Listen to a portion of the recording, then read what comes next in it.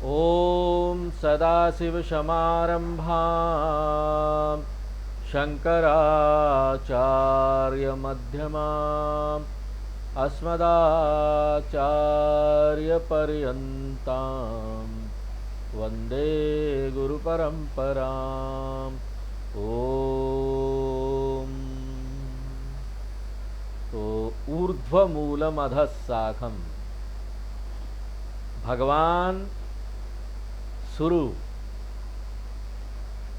इस अध्याय का कर रहे हैं संसार का वर्णन करते हुए, और संसार को समझाने के लिए कि संसार क्या है उसकी तुलना भगवान ने बड़ी सुंदर की है, एक वृक्ष से की है। और पीपल का विशाल वृक्ष जो उल्टा लटका हुआ है, ऊर्ध्व मूलम अधः शाखम, जिसका जो रूट है ना वो ऊपर है, जड़ ऊपर है और शाखाएं नीचे है। तो शंकराचार्य जी भाष्य लिखते हैं इसके ऊपर, बड़ा सुंदर भाष्य उन्होंने कमेंट्री लिखी है। बहुत सारे समानताएं बताते हैं कि एक वृक्ष में, विशाल पीपल का वृक्ष जो उल्टा लटका हुआ, और संसार में क्या समानता है। समानताएं निकाल निकाल के बताते हैं। यहां पर हम आपको ना पिछले क्लास से शुरू किया था हमने, 10 समानताएं बता रहे हैं। उदाहरण तभी अच्छा होता है ना जब ज्यादा से ज्यादा समानताएं हों, समझने में आसानी हो कि संसार है क्या एक्चुअली। तो पहला जो कॉमन फीचर्स हमने आपको बताया था वो ये है कि ये जो पीपल का वृक्ष है और संसार में जो समानता है वो ये है ना, विशाल है दोनों। महत्वम, महत्वम यानी दोनों बड़े विशाल है। तो विशालता ये एक पहला सुंदर समान लक्षण है। और दूसरा समान लक्षण हमने क्या बताया था, आद्यंत रहितत्वम, न आदि न अंत, दोनों का आदि अंत नहीं है। संसार का आप बोलेंगे कि ये कर्म कब शुरू हुआ स्वामी जी, हम क्यों आए यहाँ पर, ये संसार क्यों बना हमारे लिए, हम बोलेंगे आपके कर्मों के अनुसार बना। नहीं, वो जो कर्म बना था वो कैसे बना, पिछले कर्मों के अनुसार हो रहा, पिछले पिछले पिछले पिछले पिछले पहुंचिए। नहीं स्वामी जी, पहला कर्म कब बना वो हम नहीं बता सकते, वो पहले से था। पहला कर्म तो पहले से था, आदि अनादि, तो अनादि है, आदि रहित है। शुरू कब हुआ नहीं बोल सकते। उसी प्रकार से ना इसका अंत भी है। एक साइक्लिकल फेनोमेना, जब भी कोई चीज गोल गोल घूमती है, पुनरअपि जननम पुनरअपि मरणम, घूमते रहो घूमते रहो, कहां अंत हुआ क्या बोल सकते गोल चीज में, है ना? तो ये दूसरा समान लक्षण है, वो ये है कि आद्य अंत रहितम। तीसरा समान लक्षण जो हमने आपको बताया था, अनिर्वचनीयत्वम। अनिर्वचनीय वेदांत में एक शब्द है, याद कर लीजिए, अनिर्वचनीय।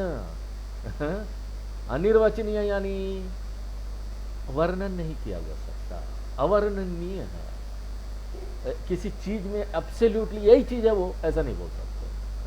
अवर्गीकृत नहीं किया जा सकता। जैसे हम जो अभी ये कर रहे हैं, ये हमारा भाग्य है कि क्या, कर्म करने की स्वतंत्रता है, बताइए। तो आप एब्सोल्युटली कैटेगराइज नहीं कर सकते, शुद्ध रूप से उसको नहीं रख सकते।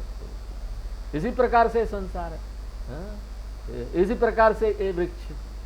तो ये दोनों में समान लक्षण क्या है, अनिर्वचनीय। और चौथा जो समान लक्षण बताया वो है मूलवत्वम, दोनों का जड़ है। बिना जड़ के पेड़ है क्या, जड़ अदृश्य है, दिखाई नहीं देता। हमको लगता है जड़ है कि नहीं, लेकिन पेड़ को देखकर हम अंदाज लगा लेते हैं, हमको पता है जड़ है तभी तो पेड़ है। उसी प्रकार से संसार को देखकर अंदाज लगा लीजिए कि इसका भी जड़ है जो कि ईश्वर है। संसार का जड़ क्या है, ईश्वर है। तो चौथा समान लक्षण क्या हुआ, मूलवत्वम। पांचवा समान लक्षण क्या बताया था पिछले क्लास में, शाखावत्वम। एक विशाल वृक्ष का बहुत सारे शाखाएं होती है, दूर दूर तक फैली हुई, ऊपर नीचे मध्य में सब जगह है। उसी तरीके से देखिए ये जो यूनिवर्स है, ये जो संसार है, उसके बहुत सारे शाखाएं हैं। लोक है, शाखा यानी यहाँ लोक है, ऊपर का लोक है, स्वर्ग लोक, धरती लोक, नीचे भी लोक है, ये सब शाखाएं हैं। उच्च लोक, देव शरीर मिलेगा आपको, ऊर्ध्व लोक वो ऊपर का शाखा है, मनुष्य लोक मिल गया आपको, मनुष्य का शरीर वो मध्य वाला शाखा है, और अतल वितल रसातल महातल तलातल पाताल ये सब नीचे क्या लोअर लोक है, वो लोअर ब्रांचेस में आ जाएगा, वो नीचे वाली शाखाएं हैं। तो ये जो है विशाल वृक्ष संसार है, इसके 14 लोक हैं। तो 5वां समान लक्षण जो बताया वो शाखावत्वम, ये यहां तक हमने पिछले क्लास में देखा था। अब आगे ज्यादा नहीं बताएंगे, शंकराचार्य जी ने तो बहुत गहराई में बताया। देखेंगे भगवान ने हम लोगों को समय दिया, मौका दिया, तो शायद शांकर भाष्य भी हम लोग पढ़े गीता का। शंकराचार्य जी ने भाष्य लिखा, उसको पढ़े। लेकिन अभी तो जो उन्होंने बहुत में से दिया उसमें से 10 मैं आपको यहाँ बता रहा हूँ, 5 बता दिया, अब 5 और क्या है। छठा जो सामान लक्षण है वह पर्णवत्वम। एक पेड़ में बहुत सारे पत्ते होते हैं, भरा हरा भरा पूरा पत्तों से ढका हुआ, उसी प्रकार से ये जो संसार है ना, इसमें बहुत सारे पत्ते हैं। और पत्ते क्या है मालूम है? कर्मकांड, वेदों का कर्मकांड। वेदों का जो कर्मकांड है उसको वृक्ष के पत्तों से क्यों तुलना की गई है, इसको ना हमको थोड़ा सा स्लाइट एक्सप्लेनेशन आया टू गिव, थोड़ा विस्तार करना पड़ेगा। क्यों इसकी तुलना कर्मकांड से की गई, पत्तों की तुलना?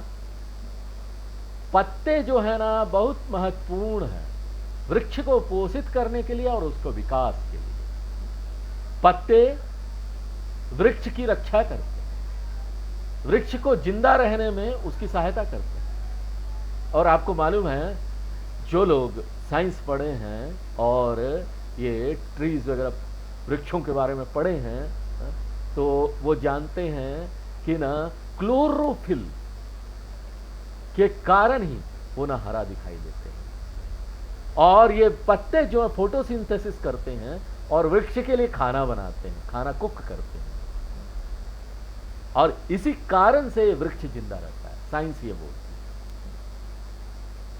और ऑस्मोटिक प्रेशर होता है जिसके कारण ये जो पानी है वो उसमें सुखा जाता है।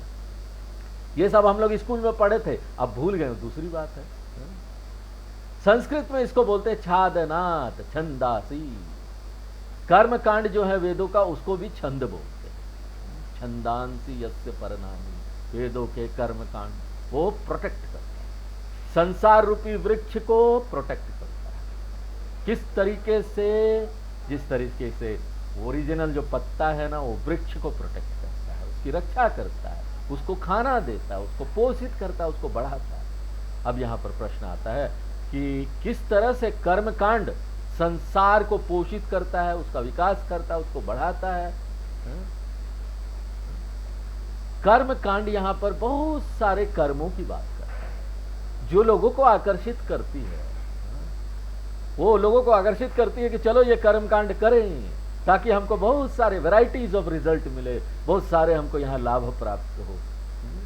वेदों का पहला भाग क्या बोलता है? ये कर्मकांड करो, ये यज्ञ हवन करो, आपको बच्चे प्राप्त होंगे। वो भी किस तरह का बच्चा चाहिए वो भी मिलेगा। हाँ, बहुत इंटेलिजेंट बुद्धिमान बच्चा चाहिए, पैसे वाला चाहिए, गोरा चाहिए, काला चाहिए, सब। आप उस कर्म को करिए, आपको पैसे मिलेंगे। आप इस कर्म को कीजिए, आपको स्वर्ग प्राप्त होगा। फुल ऑफ एडवर्टाइजमेंट है वहां पर। लोगों को आकर्षित करने के लिए ऐसी ऐसी चीजें है ना, और लोग अपने आप आकर्षित हो जाते हैं। इसलिए देखिए यज्ञ हवन तुरंत करेंगे लोग। समस्या आ गई, चलो ज्योतिष ने क्या बताया है, रुद्राभिषेक करना है, कर लो। रुद्राभिषेक कर लो, ये समस्या चले जाएगी। ये पूजा कर लो, ये समस्या चले जाएगी। तो प्राकृतिक रूप से एक व्यक्ति ना अभी उसको यहाँ संसार में उसको उसकी दिलचस्पी है, इसलिए वो आकर्षित होता है कर्मकांड की तरफ। ज्ञान कांड से तो कोई मतलब नहीं। 2-3 लोग आते हैं गीता की क्लास में, जबकि हवन करा दो, भागवत करा दो, अरे भीड़ देखिए क्या होती है, भीड़ो भीड़। तो ज्ञान कांड किसी को आकर्षित नहीं करता, ये बड़ा सूखा सूखा सा है। बोलेंगे मांडुक्य उपनिषद पढ़ो, मुंडक तो ठीक भी है, मांडुक्य में आएंगे ना जो लोग ने अभी तक ये उपनिषदों को पढ़ा नहीं और गीता नहीं पढ़ा, अगर वो आ जाए ना सिरे से पकड़ लेगा, बोले सब ऊपर से जा रहा है, ड्राई ड्राई लगता है, सूखा सूखा। क्या स्वामी जी कोई पूजा नहीं कराया आपने, कोई हवन नहीं कराया है? और आप बोल रहे हैं कि यहाँ पर सब स्वप्न मात्र है ही नहीं है संसार। गौड़पादाचार्य जी तो सीधे सीधे बोल देते है ही नहीं ना, आप प्रूफ करो कि ये संसार है, प्रूफ कर दो ना कि है वो प्रूफ कर देते है ही नहीं, टोटल लॉजिक है। तो इस प्रकार से ये ज्ञान कांड किसी को आकर्षित नहीं करता, जबकि कर्म कांड में लोग भरे पड़े हैं, लोगों को आकर्षित कर रहा है, क्योंकि वो बोलते ये कर्म करो तो ये लाभ मिल जाएगा। तो एक व्यक्ति ना बहुत सारे कर्म करता है, और वो कर्म क्या पैदा करता है? कर्म का फल। और कर्म फल यानी पुण्य मिलेगा, पाप मिलेगा, पुण्य पाप बढ़ता रहेगा, और वो आपको अगला अगला जन्म देता रहेगा, और ये संसार चलता रहेगा। पुनरपि जननम पुनरपि मरणम। ये संसार रूपी जो चक्र है जन्म और मृत्यु का, ये कर्म कांड के द्वारा पोषित होता है, वेदों के कर्म कांड के द्वारा। वो आकर्षित करता है, लोगों को बुलाता है, आओ पुत्र कामेष्टि यज्ञ करो, स्वर्ग जाने वाला यज्ञ करो, जो नचिकेता के पिताजी कर रहे हैं अभी कठोपनिषद में। तो ऊर्ध्व गच्छन्ति सत्वस्थाः, पुण्य कर्म करने वाला उच्च लोक को जाएगा, अच्छे कर्म करो तो ऊंचे लोग चले जाओगे। मध्य तिष्ठन्ति राजसा, मध्य में रहोगे, अगर पुण्य पाप दोनों किए तो मनुष्य बन के धरती पर आओगे, और खाली पाप किए तो जघन्य गुण वृत्तिस्था अधो गच्छन्ति तामसा। तो तामसिक व्यक्ति है वो नीचे के लोगों में जाएगा। जबकि ज्ञान कांड क्या करता है?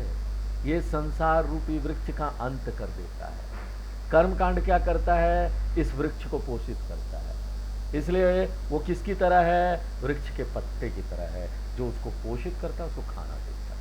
इसलिए क्या है? पर्णत्वम, ये छठा लक्षण हुआ। सातवां क्या है समान लक्षण? फलवत्वम। कोई भी वृक्ष है ना, ज्यादातर वृक्ष उसमें फल होगा ना, क्योंकि उसके कारण ही पक्षी लोग आकर्षित होंगे। आगे बढ़ाने के लिए संसार को पक्षी लोग आकर्षित होंगे, यानी वृक्ष यानी फल होगा वहां पर। और फल तीन तरह का होगा, एक तो बड़ा मीठा फल है, एक थोड़ा खट्टा मीठा है, एक तो पूरा खट्टा कड़वा है। देखिएगा ये आजकल बाजार में आम बहुत आ गया है। कोई आम एक तरफ से ना बड़ा स्वीट होगा, बड़ा मीठा होगा, दूसरी तरफ आप उसको खाएंगे तो खट्टा होगा। उसी तरह संसार रूपी वृक्ष है, वो आपको तीन तरह का फल देता है। सुख का फल देता है, आप पूरा मजा मजा में है, बड़े खुश है, आप बोल रहे क्या संसार है, कितना सुंदर संसार है, कितनी सुंदर दुनिया है। क्यों? क्योंकि आपके बेटे की नौकरी लग गई है, और अब उसकी शादी होगी, तो सब अच्छा अच्छा चल रहा है आपके जीवन में। आप भगवान को बोलेंगे भगवान आप महान हैं, उनका गुणगान करेंगे, दुनिया सुंदर है, ये सब बोलेंगे, और कूद रहे हैं आप, हा हा हाई हाई ऐसे करके कूद रहे हैं। और उसके बाद अचानक खबर आता है कि आपका दूसरा बेटा जो अमेरिका में नौकरी कर रहा था वो वापस आ रहा है। क्यों? क्योंकि वहां रिसेशन हो गया, वहां नौकरी की कमी हो गई है। बस आपका हा नीचे फ्लैट, दुखी हो जाते, और उसके बाद आप संसार की निंदा करने लगते, दोष देने लगते, ये तो संसार ही ऐसा है, मेरा जीवन खत्म हो गया, अब मैं कुछ नहीं कर सकता, संसार तो दुखी दुख है, भगवान ने ऐसी दुनिया क्यों बनाई भाई। तो अब सिर्फ आप निंदा कर रहे हैं। तो हर समय आप यहां क्या कर रहे हैं? जंपिंग एंड फॉलिंग फ्लैट, कूद रहे हैं, हा हा हा हा, या तो दुखी होकर गिर जा रहे हैं। एक को बोलते हैं सुख का फल, दूसरों को दूसरा बोलते हैं दुख का फल। और इसमें मिश्रित भी मिलता है, कभी सुख दुख दोनों एक साथ होता है। जैसे हमने आपको अभी उदाहरण दिया, आपके दो बच्चे हैं, एक पास हो गया, फेल हो गया, तो सुख दुख दोनों मिला ना साथ में, हंस भी रहे रो भी रहे हैं। तो सुख दुख मिश्र फलवत्वम, संसार रूपी वृक्ष ये 7वां समान लक्षण है। अब 8वां समान लक्षण क्या है? रुक जाइए थोड़ा सा, बस और 2 रह गया है। आश्रयवत्वम, आश्रयवत्वम। शंकराचार्य जी ने तो बहुत सारा दिया, लेकिन यहां पर मैंने बोला उसमें से 10 निकाल के आपको बता दूं। अगर आप ओरिजिनल शंकराचार्य जी का पढ़ेंगे ना, जो उन्होंने लिखा है, तो आप ना आनंद लेंगे कि क्या लिखा है। इतनी सुंदर काव्यिक भाषा में उन्होंने लिखा, पोएट्रिकल वर्क है। बड़े बड़े कंपाउंडेड संस्कृत के शब्द है। कंपाउंडेड संस्कृत के शब्द क्या होते हैं? 2-3 शब्दों को मिला करना एक शब्द बन जाता है। यानी एक शब्द जो है ना संस्कृत का, वो एक पेज में भी जा सकता है। आप बोलेंगे एक 1 वर्ड है, गड़ा गड़ा गड़ा गड़ा गड़ा गड़ा गड़ा, एक साथ में पढ़ो, एक पेज में एक शब्द आता है संस्कृत का, आप सोच सकते हैं। तो वहां पर जब लोगों को दिखाना है कि वो हर्षित हो रहे हैं, सुखी हो रहे हैं, दुखी हो रहे हैं, तो शंकराचार्य जी कैसे लिखते हैं? उसमें बड़े काव्यिक भाषा में लिखते हैं, हा हम हु मुंज मुंज, लोग चिल्ला रहे हैं। तो वहां पर बहुत सुंदर काव्यिक भाषा है। तो हमने सोचा आपको कुछ बता दूं उसमें। तो थोड़ा देर और रुक जाइए, 2 और है। तो यहां पर 8वां जो समान लक्षण है वो है पक्षी आश्रयवत्वम। ये जो वृक्ष होता है ना, वो पक्षियों को सपोर्ट देता है। पक्षियों के लिए घोंसला बनता है उसके अंदर, वृक्ष के अंदर घोंसला से वो आधार देता है पक्षी, और वो वहाँ का जो फल है वो पक्षी खाएंगे। ये पेड़ तो फल को खाने नहीं जा रहा है, पक्षी होंगे जो पेड़ में रहेंगे तभी तो उसके सुख दुख का फल खाएंगे। उसी तरीके से ये इतना विशाल जो संसार है ना, उसमें पक्षी लोग बहुत है। ये जो जीव लोग है ना, हम लोग पक्षी। कुछ जीव जो है वो उच्च शाखा में बैठा हुआ है, कुछ जीव जो है बीच के शाखा में बैठा हुआ है, कुछ जीव जो है नीचे के शाखा में बैठा हुआ है। उच्च शाखा में बैठा हुआ ना, स्वर्ग में देव शरीर लिया हुआ, नीचे के बीच के शाखा में मनुष्य का शरीर लिया हुआ, और कुछ ना नीचे के शाखा में बैठा हुआ अधोलोक शरीर, जानवर का शरीर मिल गया, राक्षस का शरीर मिल गया। तो ये जो वृक्ष है ना, ये आधार देता है पक्षियों को। उसी तरह से संसार रूपी जो ये वृक्ष है ना, वो जीव सृष्टि को आधार देता है, जीव रूपी पक्षी को, जीव की दुनिया बनाता है। और यहां पर अब आप लोगों को ना मुंडक उपनिषद का वो मंत्र याद आ जाना चाहिए, जिसमें आता है कि 2 पक्षी डाल पे बैठे हैं। याद आया? 2 पक्षी डाल पे बैठे हैं। द्वा सुपर्णा सयुजा सखाया समानम वृक्षम परिशस्व जाते तयोरन्य पिप्लम स्वादवत्ती अनश्नन्यो अभिचाकशीति। तो जीवात्मा रूपी जो पक्षी है वो कहाँ पर बैठा हुआ है? संसार रूपी वृक्ष में बैठा हुआ है, और वहां सुख दुख रूपी फल का मजा ले रहा है।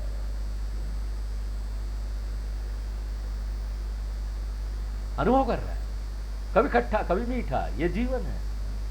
तो 8वां लक्षण क्या हुआ? पक्षी आश्रयवत्वम, ये 8वां समान लक्षण है। 9वां समान लक्षण क्या हुआ? चलनवत्वम। ये जो बड़ा वृक्ष है वो हिलता डुलता है ना, वो आंधी तूफान आता है तो हिलता डुलता है विशाल वृक्ष पीपल का, लेकिन फिर भी आंधी तूफान इसको इधर उधर सब हिला डुला देता है। उसी तरीके से ये पूरा जो संसार रूपी वृक्ष है ना, अपने जीव के साथ में इधर उधर पूरा हिलाते रहता है। प्रारब्ध कर्म झटका देते रहता है ना, हमको हिला देता। अभी अच्छा चल रहा था सब, स्वामी जी पता नहीं ये क्या हो गया। तो बहुत सारी परिस्थितियां आती है, बहुत सारे जगहों में भी हमको जाना पड़ता, कभी इधर कभी उधर, अलग अलग परिस्थिति आती है। ये क्या है? प्रारब्ध रूपी हवा का झोंका है। कभी हवा, कभी आंधी। लोग बोलते हैं कि हाँ लखनऊ में कभी ट्रांसफ़र हो गए, गुवाहाटी चले गए ट्रांसफ़र होके, हाँ, या साउथ के किसी गांव में बैंक में ट्रांसफ़र हो जाएंगे तो आप वहाँ की भाषा ही नहीं समझ में आती, खाना पीना भी वहाँ का राह से नहीं आता। लखनऊ वालों का खाना अलग है, अब मद्रासियों का खाना अलग है, इडली डोसा रोज सुबह शाम इडली चल रहा, डोसा चल रहा है, आप वहाँ नहीं रह सकते। तो यहाँ पर क्या है, जीवन प्रारब्ध से चल रहा है, इसलिए चलनवत्वम जो है वो नवा सामान लक्षण है वृक्ष और संसार में। और 10वां और अंतिम सामान लक्षण हमारे लिए, शंकराचार्य जी के लिए नहीं, हाँ, वो क्या है, छेदयत्व। इसमें कोई शक नहीं है कि ये वृक्ष बड़ा विशाल है, लेकिन उपयुक्त प्रयत्न से ये वृक्ष को उखाड़ा जा सकता है जड़ सहित। ये संभव है इस वृक्ष का अंत कर देना, संभव है इस साइकिल, ये जो चक्रीय प्रक्रिया चल रही है उसको एक उपयुक्त कुल्हाड़ी से काट देना। उसी तरीके से ये जो संसार चक्र है ना, उसको हम काट सकते हैं, उसको उखाड़ सकते हैं एक विशेष कुल्हाड़ी से, जिसको बोलते हैं ज्ञान। ज्ञानम रूपी कुल्हाड़ी से हम इस संसार रूपी वृक्ष को काट सकते। इनफैक्ट ये जो शब्द है संस्कृत में वृक्ष, इसका अर्थ ही है जिसको उखाड़ा जा सके। ये संस्कृत का धातु है व्रश्च, उसमें से आया है। ओम व्रश्चु छेदना, शंकराचार्य जी बोलते हैं। व्रश्चनात् वृक्ष, जिसको उखाड़ा जा सके, तो संभव है कि उसको ना हम जड़ से उखाड़ लें। अगर छोटा कोई पौधा है ना तो ज्यादा एफर्ट नहीं करना पड़ेगा, ज्यादा प्रयत्न नहीं करना पड़ेगा, आराम से हम उसको हटा सकते हैं। लेकिन अगर वो अश्वत्थ विशाल पीपल का वृक्ष है तो ये इतना आसान नहीं है। तो ये 10 समान लक्षण हैं जिसके कारण से ही संसार की तुलना की गई है वृक्ष से। और कृष्ण भगवान यहाँ बहुत सारे समान लक्षण बताते हैं और कुछ और समान लक्षण ऐड भी करते हैं, वो हम लोग आगे आने वाले श्लोकों में देखेंगे। तो इस बैकग्राउंड के साथ ही हम अब ये पहले श्लोक का अर्थ देखते हैं। अश्वत्थम प्राहु, आपको यहाँ जोड़ना पड़ेगा संसारम। तो ये जो पूरा संसार है ना, ये जो पूरा परिवर्तित होने वाला हमारा जीवन है ना, वो अश्वत्थ वृक्ष की तरह है। संसारम अश्वत्थ तुल्यम प्राहु, इसका कंपैरिजन अश्वत्थ वृक्ष से है। किस तरह का अश्वत्थ वृक्ष, इसका डिस्क्रिप्शन भी आता है, यहाँ पर वर्णन आता है। ऊर्ध्व मूलम, जिसका जड़ जो है ना ऊर्ध्व, ऊपर है। आप फोटो में देख रहे पीछे, जड़ ऊपर है। ये जो ऊर्ध्वम शब्द है उसका 2 अर्थ है। एक अर्थ ये है कि वो श्रेष्ठ है, इसलिए वो पवित्र है। और दूसरा अर्थ क्या है कि यहां पर देखिए, ये भगवान जो है ना वो श्रेष्ठ है, पवित्र है। क्यों? भगवान कारण है, माँ बाप है इस सृष्टि का, और पूरी सृष्टि जो है ना बच्चे हैं, बच्चा है भगवान का। इसलिए भगवान क्या है, वो पूरी सृष्टि के पिता है और बड़े श्रेष्ठ पिता है, इसलिए बोलेंगे ऊर्ध्व, सुपीरियर, श्रेष्ठ है। ऊर्ध्व मतलब ऐसा ऊपर नहीं, श्रेष्ठ। आप सीधे सीधे अर्थ मत लीजिए यहाँ पर इस दुनिया का। अगर सीधे सीधे अर्थ लेंगे ऊर्ध्वम, तो ऊर्ध्वम का अगर अर्थ लेंगे फिजिकली ऊपर या स्पेशियली ऊपर, आकाश में जगह ऊपर, इसका ये अर्थ नहीं कि भगवान ऊपर बैठे हुए हैं कहीं। हम यहाँ पर आकाश या स्थानीय जगह को ऊपर नहीं बोल रहे या नीचे नहीं बोल रहे, कोई स्थान को नहीं बोल रहे। क्योंकि अगर स्थान बोलेंगे ना तो ये शब्द ही जो है ना वो सापेक्ष है, यानी रिलेटिव वर्ड है। क्योंकि जो हमारे लिए ऊपर है ना, अमेरिका वालों के लिए वो नीचे होगा, क्या धरती गोल है? हमारे लिए ऊपर, अमेरिका वाले आप क्या ऊपर बोल रहे हो, तो नीचे है। इसलिए ये स्थान की बात हम यहाँ नहीं कर रहे हैं। ऊर्ध्वम यानी सुपीरियर, श्रेष्ठ। और दूसरा अर्थ क्या है? ऊर्ध्वम यानी जो कि ना हमारी समझ से परे है।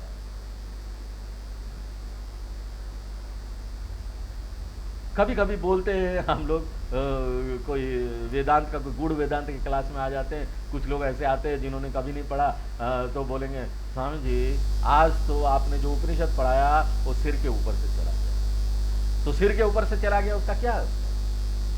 It went above my head, मतलब हमको समझ से परे है। तो एक जो अर्थ है वो है उत्कृष्टत्व और दूसरा है दुर्विज्ञेत्व। ये दो अर्थ है ऊर्ध्वम का। एक तो है सुपीरियर श्रेष्ठ और दूसरा परे है। ब्रह्म परे कौन है? सबसे परे कौन है? ब्रह्म या परमात्मा। और ये जो श्रेष्ठ और जो परे सब चीज से ब्रह्म है ना, वो इस संसार रूपी वृक्ष का मूलम है। ये श्रेष्ठ परे ब्रह्म भगवान वो मूल है। मूलम यानी जड़, रूट संसार रूपी वृक्ष का। और दूसरा क्या शब्द है? आधा शाखम। ये जितनी भी शाखाएं हैं ना, वो उसकी तुलना किससे की जा रही है? 14 लोकों से। तो आधा यानी नीचे। यहां नीचे जो बोल रहे हैं ना, वो भी जो अर्थ लेंगे हम लोग प्रतीकात्मक अर्थ लेंगे, सीधा सीधा अर्थ नहीं लेंगे कि नीचे, जमीन के नीचे। हमने आपको ऊर्ध्व के बारे में क्या बताया था? ऊपर का अर्थ हुआ श्रेष्ठ, श्रेष्ठ और परे।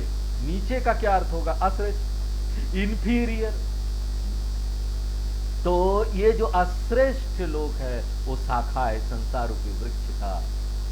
और दूसरा अर्थ क्या है कि ये संसार नीचे यानी कि ना, इसको देखा जा सकता है, स्थूल है, हम देख लेते ना, भगवान को देख नहीं पाते ना, स्थूल है, विजिबल है, परसेप्टिबल है। तो इसकी तुलना शाखा से, ये 14 लोकों की तुलना शाखा से, जबकि अदृश्य जो है भगवान, उसकी तुलना जड़ से की गई है। और अश्रेष्ठ जो ये दुनिया है उसकी तुलना शाखा से की गई है। और ये जो अश्वत्थ वृक्ष है वो अव्ययम है। अव्ययम यानी नित्य है, जिसका आदि और अंत नहीं समझा जा सकता। क्यों? क्योंकि ये चेन के रूप में फ्लो कर रहा है। एक जो वृक्ष है वो बीज पैदा करता है, बीज से फिर वृक्ष होता है।